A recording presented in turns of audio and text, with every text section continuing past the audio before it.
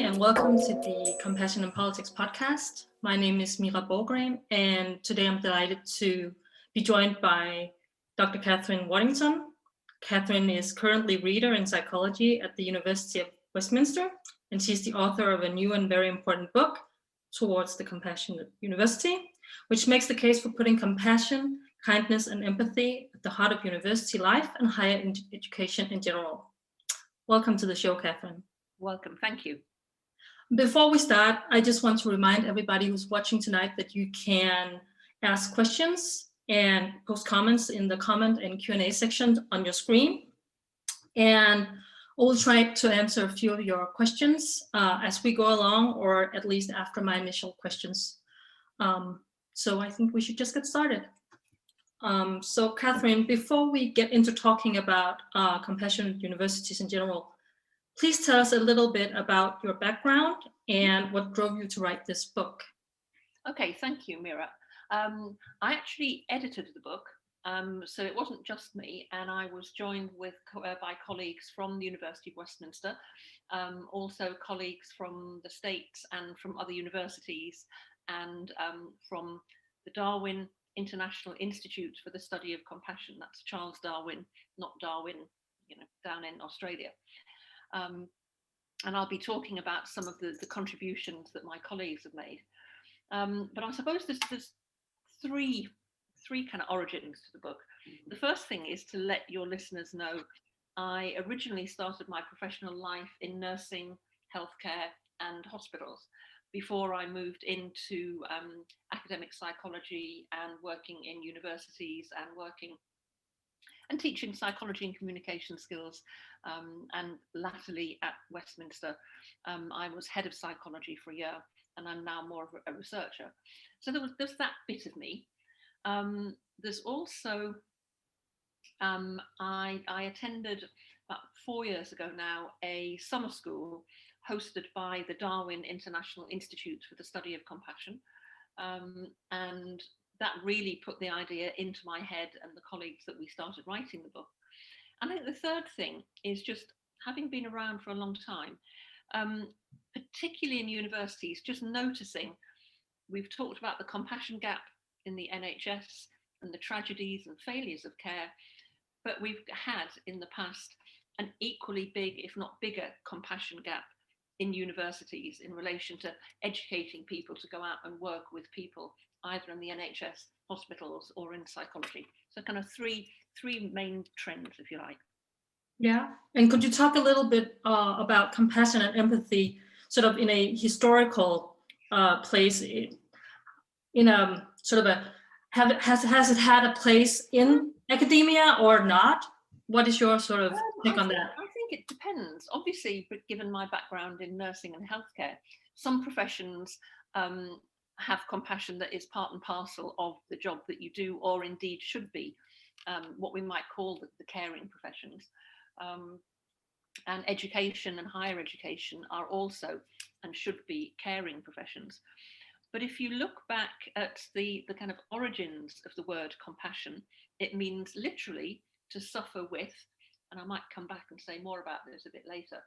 And it exists in every single world religion in some way, shape or form. So it's been around for millennia. And I think we've just really beginning to really fully understand. I talked about Charles Darwin and the importance of his particular perspective. I'll just read you a little something in relation to what Darwin said. I can find it. So this is from the Darwin International Institute for the Study of Compassion. So Charles Darwin, he never said evolution is about survival of the fittest. That was the first bit of disinformation by somebody called, I think, Herbert Spencer, back in the day. Darwin's essential argument, survival is about the survival of the kindest and the people who can collaborate. That's what will see us forward. So in The Descent of Man, Darwin wrote, "We are impelled to relieve the suffering of another in order that our own painful feelings may be at the same time relieved. In like manner, we're led to participate in the pleasures of others. So 2 important things to say. Compassion, well, 3. It's been around for millennia in all major world religions. It's an evolved emotion, so it's got a survival element to it. And if you look now at the neuroscience, and I'm not a neuroscientist, I'm a work psychologist, but the neuroscience that's coming out at the moment about the importance and benefits to mental health and well-being is compelling. So for anybody that's out there thinking, oh, it's a bit pink and fluffy and it's a bit pious, it's a bit religious, the neuroscience evidence is compelling. And there's a lot of that that's out there. And obviously, I'm not the only person and colleagues in the book that have written about compassion. We've got the Charter for Compassion, there's all the work that's going on with Paul Gilbert, all the work that's going on around self-compassion. Essentially, big message, the evidence for compassion is undisputable. So what you're saying there is talking about compassion sort of in a general sense of the word, and you're talking about the NHS. But would you say that there is a lack of compassion in sort of the cultural structure of universities and higher education also? And why is that? Well, the easy answer is neoliberal ideology.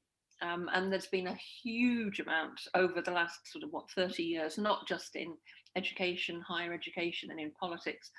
But I really think that kind of globally, we've reached a tipping point beyond which people can say enough now.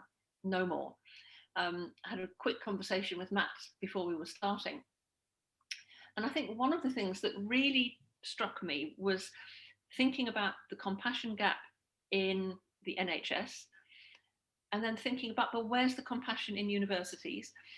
When I was working as head of psychology, psychology is about people, and we are compassionate at Westminster. We have compassion as one of our core university values.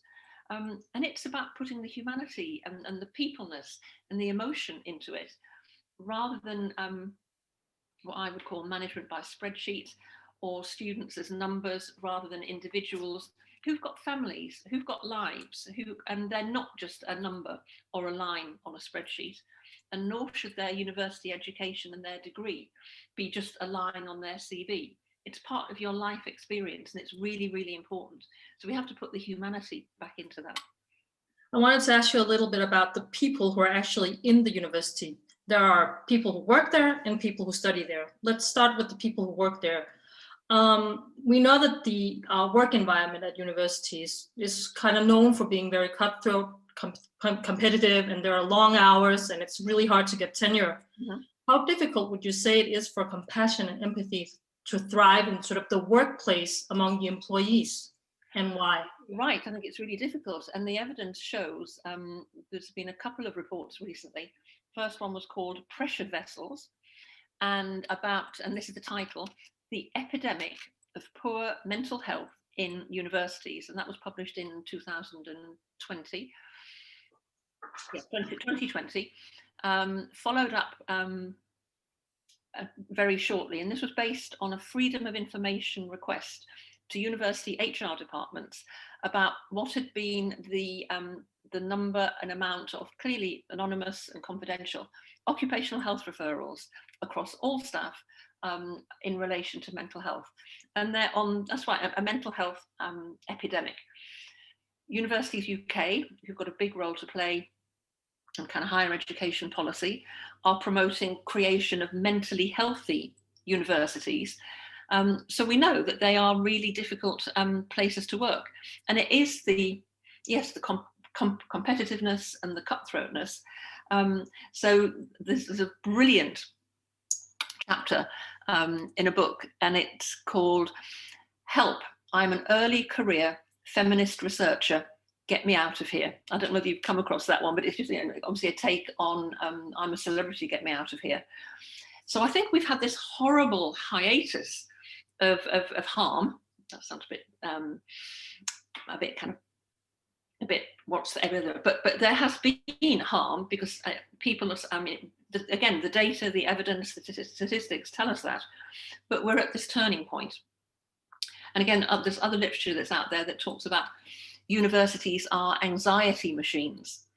I think the really important point is it's not necessarily all down to the individual and their own particular mental health issues, or that may indeed be the case, but we all have mental health issues. The World Health Organization says you can't have health without mental health. And sometimes it's the environment in which we work. So the fact that, you know, universities are anxiety machines is quite a telling phrase. Yeah. And how much do you think the lack of compassion at universities and the poor mental health you're talking about, how much do you think that affects the interaction and learning environment between professors and students, and what can be done to change that? Again, I think we're talking about bigger kind of social and environmental issues that then get played out in the classroom. And one of the things that we're trying really hard to do in the work that we're doing at Westminster is bring compassion back. And it's a really difficult one. It's a really, really difficult one because it is a competitive and cutthroat world. And some of the conversations that I was having with colleagues in the summer school at the Darwin International Institute, and the things that we had to grapple with is, but how do we prepare? You know, you've got your undergraduate students, you've got your PhD students, they're setting themselves, going down this particular, you talked about tenure track, and how do we prepare them for this actually quite difficult world? And it's a real challenge, and I don't know that I've got the right answer for that, but what's really important is about raising the awareness and getting to the point where we have to say, enough now, you know, enough is enough. And you talk about the NHS and you're talking about now the universities. Where would you look to for inspiration on how to run an organization with compassion? Again, buy the book. So the book is called Towards the Compassionate University. And one of the things I think it's important for me to say at this point is all of the royalties, all of the money that's made from the book will go to the charity, UK charity Student Minds. And although it's about the Compassionate University, and I'm going to read you a little bit in a minute, it's got wider evidence base for compassion that can be applied in other organisations. And so in relation to one of the chapters that's here, in relation to what might look, recommendations for senior leaders, and this is from a chapter, Professor Patrick Pietroni, who's director of the Darwin Institute. I won't go through all of them, he's got about 8. Make a commitment to health and well-being as a key strategic priority, acknowledging that this underpins core university business and productivity, which is, you know, we're seeing an increasing awareness, and it's being filtered through university strategic values like our own at Westminster. Adopt a whole university approach. This is something that Universities UK recommend, and also Student Minds. It's not just a student problem, it's not just a staff problem, it's a whole university problem. And I'll give you the last one here. Align whole university approaches advocated by different strategic agendas. So not just one. One of the criticisms that we raise in the book is, again, this is the kind of not dehumanizing of students, but a lot is talked about the student experience, as though all students have one student experience, and you can measure it with the NSS, and then that'll take your university up the league tables. Different agendas, we all have different agendas, and respond to high profile issues, for example, mental health within the context of a wider healthy universities at an international level, with a commitment to health, well-being and sustainability. So that a lot of universities are doing this. There's a lot around the sustainability goals. And again, I think we're beginning to see just a little bit of the tide turning, just a little bit of, you say, enough now, we cannot go on the way that we have been going on, certainly for the last 20, 25 years. And when you presented this idea for your book and you talked to your colleagues and maybe people in your community, the university communities, I'm talking about staff here, how did they react? Do they see the same challenges? And it's one thing seeing the challenges, it's another thing knowing and wanting to change it. Yeah. So one of the things I haven't done so far, so I'll do it now, in relation to what is compassion, how might we define it? Apart from it's something that exists in every single world religion in some way, shape or form, and has done for millennia. It's about noticing suffering. It's about feeling empathy. So noticing that people are having a hard time. And actually, if you don't know what it looks like, how can you notice it? So that's why I have a real level of awareness. I've told this story before, but I'll tell it again. I have a good friend who is Finnish, from Finland. And I've been with her several times to stay in her summer cottage. We were having this conversation yesterday. And so when we're in Finland, we'll pick berries in the forest and mushrooms, not the hallucinogenic type, but mushrooms that are really tasty. But you have to know which are the safe mushrooms that you can pick to make mushroom pate, and which are the poisonous ones that will kill you. But if you don't know what they look like, you won't be able to recognize them. So you've got to know what it looks like, and you've got to have that level of awareness. You then need to feel empathy and care and concern. But then most importantly, or as importantly, there's action. You need to do something about it. So a number of the chapter authors in the book that are from the University of Westminster, when we were having some early conversations and talking about the university strategy and compassion and our experiences, we created an action learning group with the very idea that we would want to do something, even if it was very small, to put compassion into action. So part of the book is the things that we have done and how we developed our own self-compassion, because it's really important. If you can't be compassionate to yourself, if you can't be kind to yourself, then you can't be kind to other people. You might not notice that suffering, and I'll say a bit more about that shortly. And so it starts with self-compassion. So we reflected on our own things that we were doing in relation to self-compassion to then feed that out. Would it be helpful if I gave you maybe one story of self-compassion as something concrete? Okay, so this is from the chapter that is called Stories. It's called Self-Compassion. Because the Action Learning Group, one of the principles of action learning is about trust and confidentiality. So we shared our stories anonymously, but this is one of my favorites. So you might have it might come as a bit of a shock, but there's a bit of a twist in the middle. It's called Self-Compassion, Turning Bullies into Sweethearts. I often bump into him as I'm walking through the corridors of the university. He's got nothing good to say to me, nothing but criticism. Whether I like it or not, uninvited, he gives me his opinion. Barging into the office, interrupting my work and a much needed coffee break. He has no respect for my boundaries. Sometimes I do not even know what his opinion is as he snarls through gritted teeth, "You're an idiot, a failure. I can't believe you've just done that." I wonder what the HR department would say if I told them. Would they discipline him perhaps? They'd put him in a separate department and just ignore the issue. But I know none of these measures would work after all. The him I often bump into, the him that barges into my world, is after all me. And then just goes on in relation to practicing self-compassion, thinking about many theories and techniques that have helped me, a slow drop-by-drop process of developing self-compassion for others and also in my personal and professional life.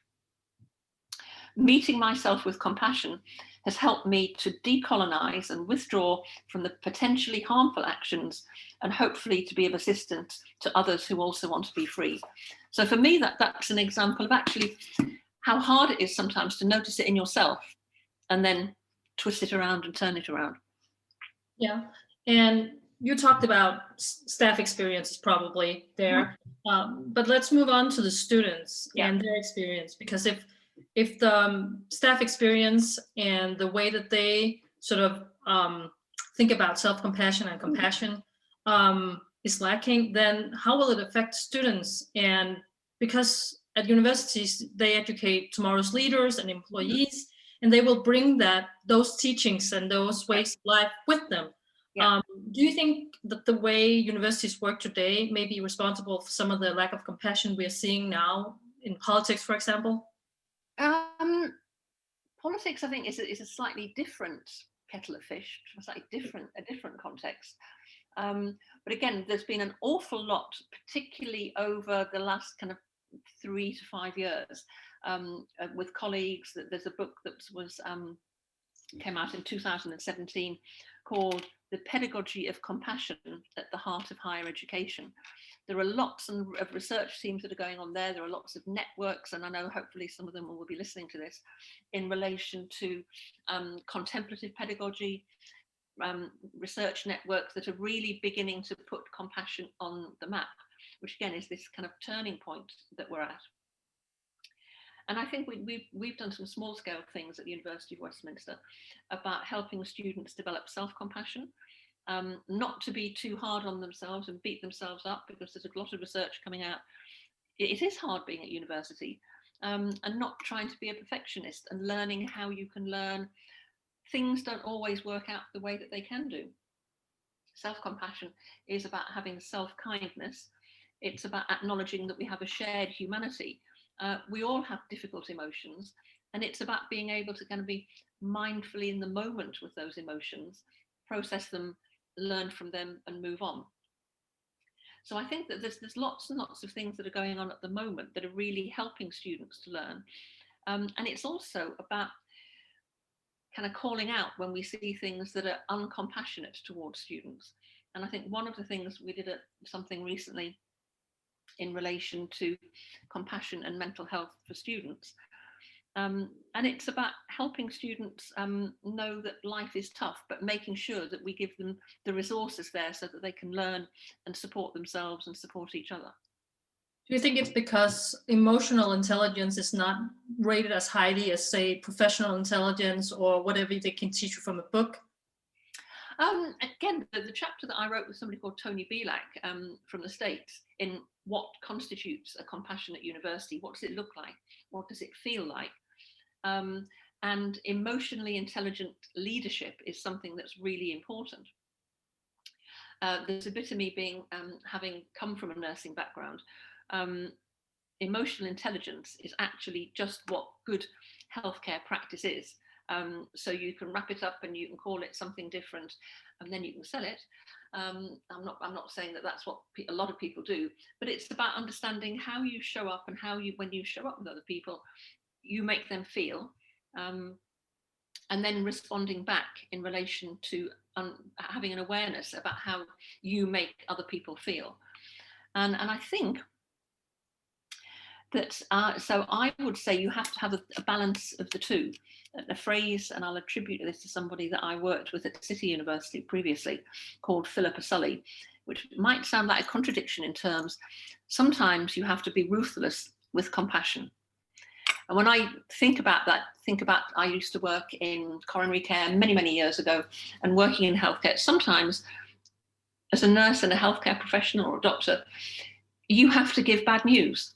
Life isn't always a bed of roses, but if you can do it in a compassionate way, so you have to make ruthless decisions, but with compassion, I think that's the way of bringing them together rather than one or the other. Do you think we could teach teachers and students to be more compassionate by either putting compassion into the subject somehow, or also into the structure? And what would be sort of the main way to do that? I think there's lots of ways. So there's colleagues at the University of Hertfordshire, I can't remember or name all of them, but Theo Gilbert comes to mind, in relation to teaching students micro skills of being more assertive in group work, teaching communication skills. But you've then got to look at it in relation to how you then structure the learning environment. Again, it has to be at lots and lots of different levels.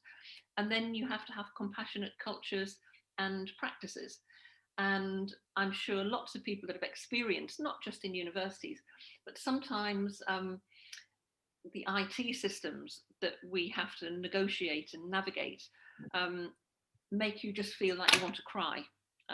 So we have to tackle everything. It's not just, it includes things like teaching compassionate skills. It includes things like teaching self-compassion.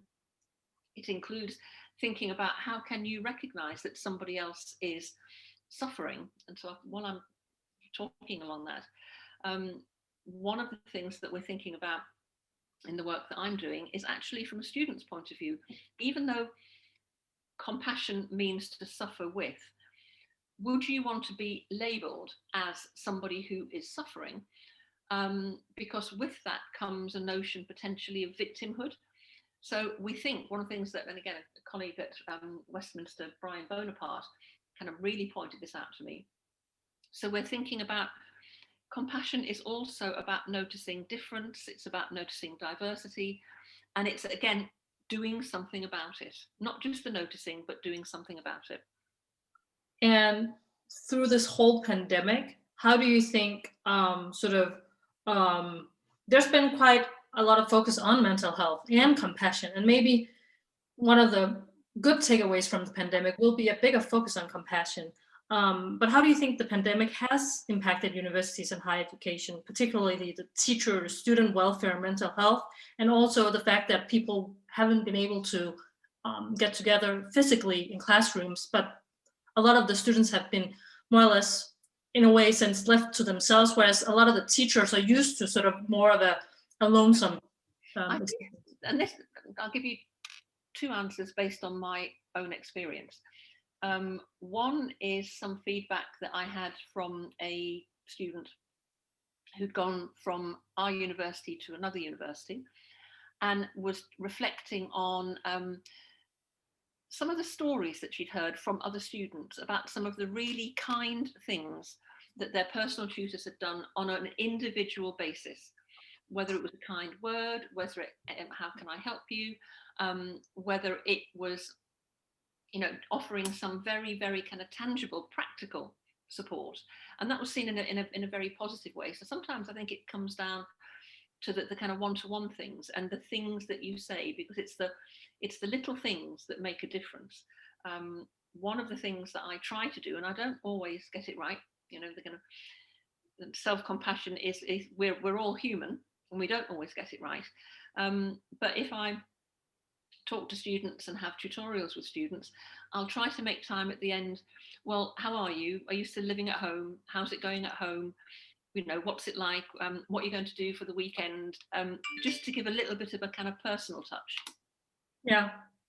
Do you think it would be useful to sort of think post-COVID training in compassion and mindfulness into sort of the reboarding of people back to work and back to school? Very much so, very much so. As long as it's accompanied by other factors, so that you then have people who feel that they're working in a compassionate team and that they've got a line manager or colleagues that they can go to say, do you know what, I feel pretty awful, or this has just happened, and you know, they can reach out and, you know, expose their vulnerabilities. So it needs to be, yes, you can do the training and the teaching, and that's really important. It's a really good idea. But then you have to have people working in a compassionate team and environment, which has got to have around them a compassionate culture, which is more than having a plaque on the wall to say, you know, again, people often say to me, there's something called investors in people. And you think, well, investors in people, but this is a horrible place to work. So again, that's why it's got to be genuine and it's got to be real. And that's got to also be a part of a wider, you know, compassion for the planet and the sustainability goals. And it's got to filter through everything. If it doesn't filter through everything, from the individual and their neuroscience and how they're feeling and their mental health to health for the planet, then, you know, we have to have a whole systems approach. So when you talk about it like that, it sounds like, yes, there's an issue with lack of compassion at universities, but it's more of a general issue that we have to deal with as a society. And do you think that in that way, universities are just kind of a microcosm for the rest of the society? You said, okay, politics is maybe different, but let's say businesses, media, just in general working, let's say in the NHA, absolutely, because all of those elements are part of a bigger, wider ecosystem, social system, and universities just happen to be, as you rightly said, Mira, just a microcosm of what's going on more globally, and what's also, again, really important. So therefore, it's not about blaming the victim.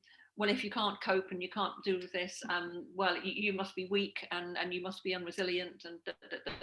And again, we can't have going back to the comment that I made about the student experience, it's got to recognise that we all have different experiences, and we can't have, I know it's a bit of a hackneyed phrase, a one size fits all. Yeah. We have to acknowledge individual differences and diversity. Yeah, and to that, we have a few questions from the audience, and one of them is from Jonathan Reed, and he says, we are supporting more and more students with social and emotional needs. Do you think that universities should offer supervision so that we can talk about emotional work that we often engage with? Because teachers, professors, whatever, they don't necessarily have the training to actually do compassionate talks. I think that is absolutely fundamental, because it's, particularly when we think about the role that we play with students, and both academic staff and also with support staff, so staff who work in registry, staff who, when we are in the university, see students coming in and out, might see students in distress. And as both from a nursing background and as a psychologist, how do we help people maintain their emotional resilience? So I think having some type of staff forum, staff support, whether it's formal or informal, where people can just go and talk about how they're feeling, and have some concrete resources, if you like, that can help them. And so I think that's an absolutely brilliant, should be happening, absolutely. But things like this need resourcing. You can't expect people to do this over and above. So and that's the really tricky thing in relation to how and where do you find the resources to do that, and maybe changing it in that if the end result is not happier, but students who leave university with a sense of well-being and purpose that can then become compassionate workers, leaders. If that costs money, well, that costs money. Yeah, that might be the issue for a lot of universities all around the world. And there is a question here about the book and what you've based it on, and talking about maybe more of an international range. Chiara Kirillo is asking, is the book based on staff at Westminster's own stories, or is it based on a wider context or a series of case studies? Yeah, that's a brilliant, absolutely brilliant question. And it was one that we were very careful to think about. So going back to what you were saying, Mira, about universities being a microcosm, and when we were talking about our own experience, we talked about it in the context of the bigger picture.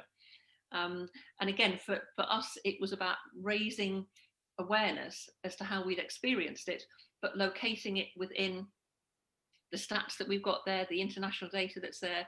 And so one of the first chapter is called Why Compassion, Why Now? So if people want, you can do like on Amazon Kindle, and you can do a look inside. So if people want to find the stats that are there globally in relation to staff and student mental health, and global issues in relation to compassion, it's all there. So we reflected on our experiences in this wider context, with the idea being, I think one of the phrases I use when we talk about action learning, we're having the courage to say, this is how we're experiencing it in our lives in a university that has got compassion as one of its strategic values. But there's a bigger world out there. So it's about this awareness raising, but it is all very much, so it's not just about Westminster, and all of the kind of data and the evidence and the stats are all there in chapter 1, which you can see on, hopefully you'll buy it once you've looked on Amazon Kindle, but that's all in there.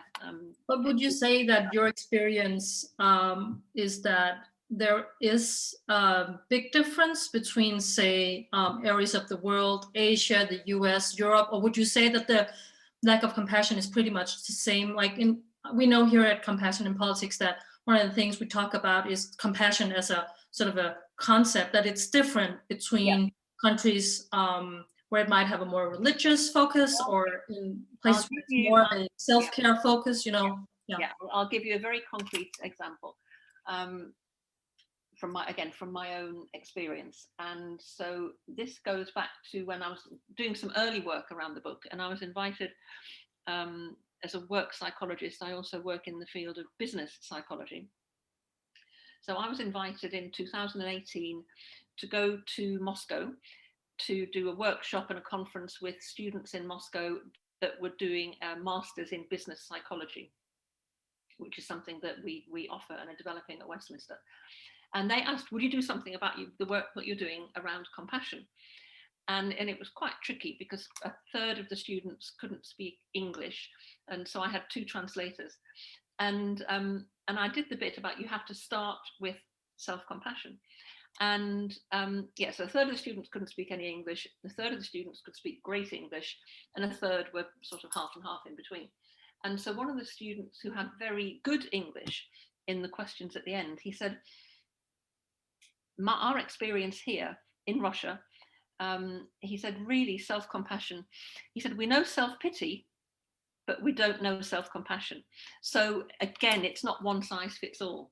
And there will be cultural differences. There are bound to be cultural differences. Okay, thank you. There's another question from the audience from a Jeff Taggart.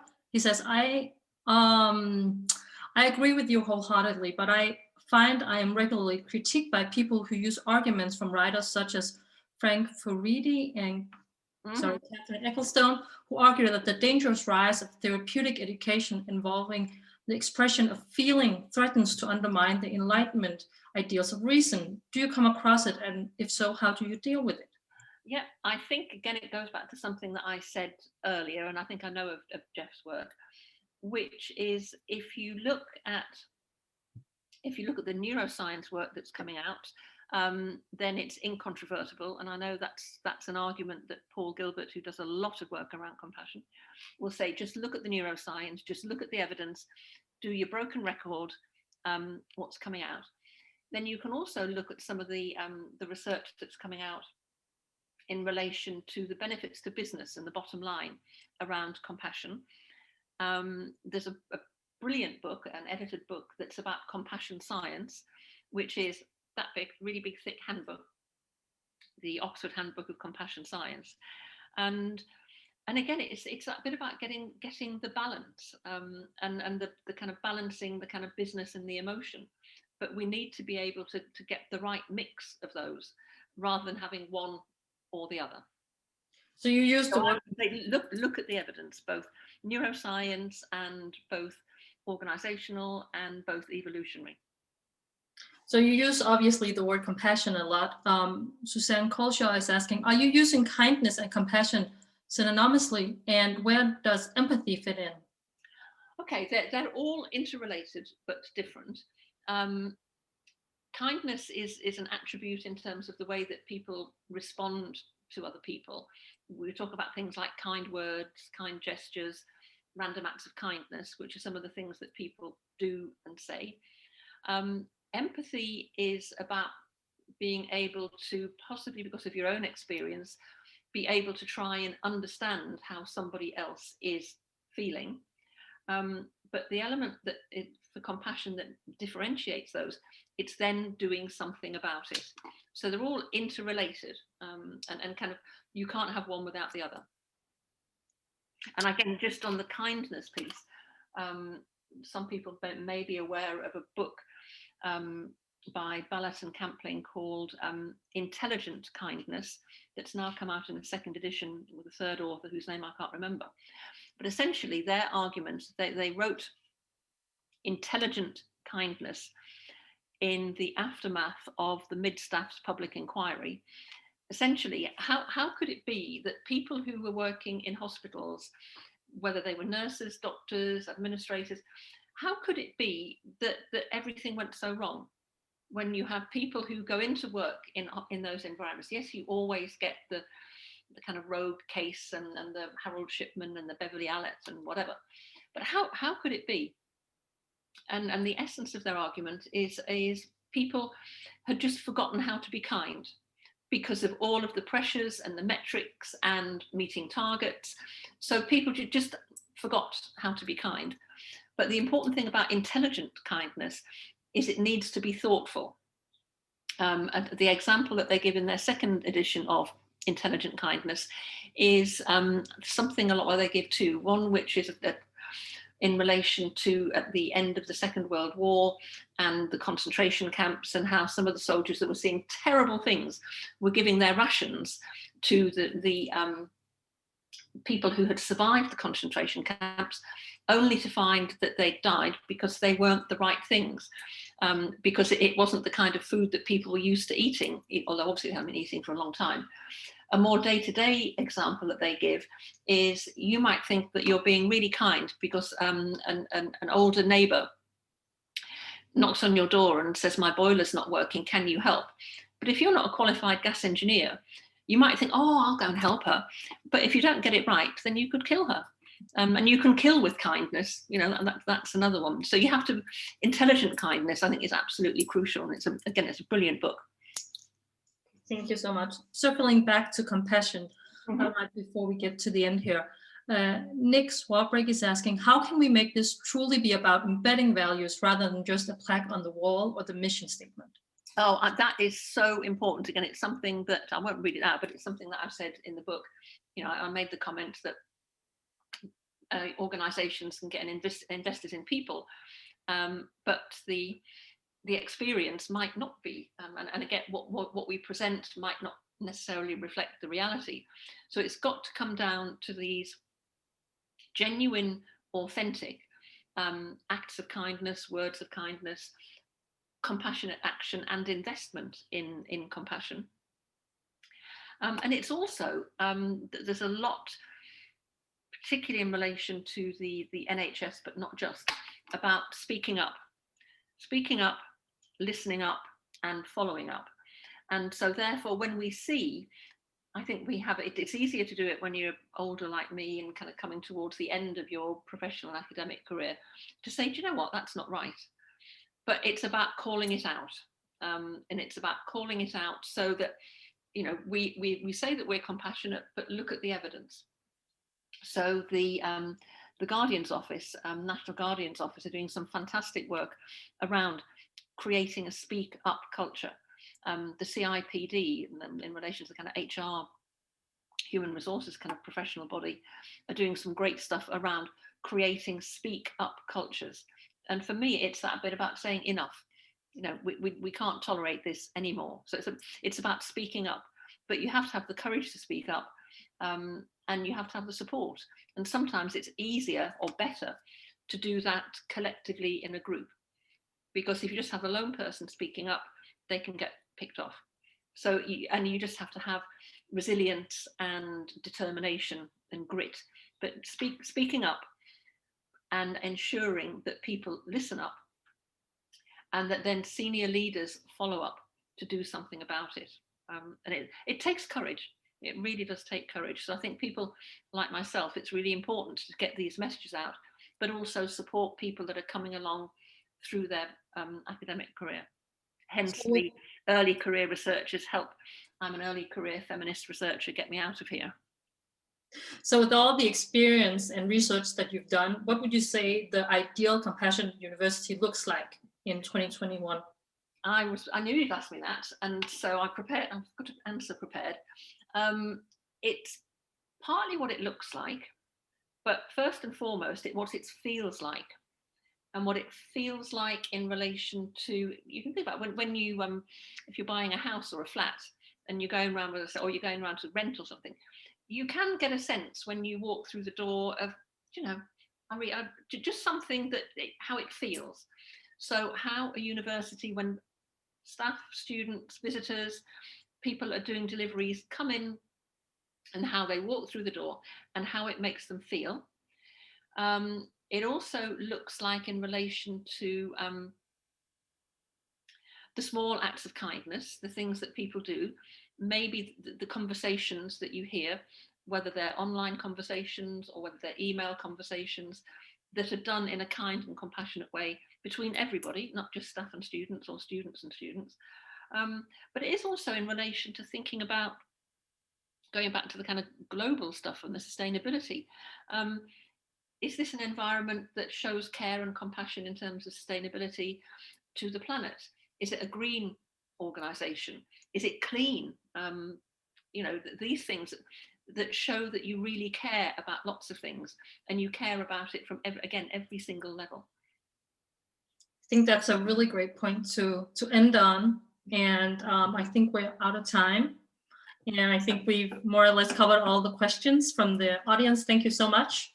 So I want to end by thanking you so much for joining us tonight, Dr. Waddington. And I want to thank all of you guys for joining us tonight. And if you have any other questions, I hope you'll follow up on social media, and we'll be sure to forward them to you. I hope you have a very nice evening. Lovely. Thank you very much, and goodbye, everyone. Bye.